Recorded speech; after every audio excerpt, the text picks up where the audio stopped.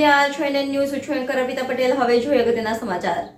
લોકસભા સામાન્ય ચૂંટણી 2024 અંતર્ગત જૂનાગઢ તાલુકા પોલીસ સ્ટેશન વિસ્તારમાં બૂથની વિઝિટ કરી પોલીસ અધિકારીશ્રીઓને કાયદો અને વ્યવસ્થાની પરિસ્થિતિ જળવાઈ રહે તે માટે જરૂરી સૂચનાઓ આપવામાં આવેલ.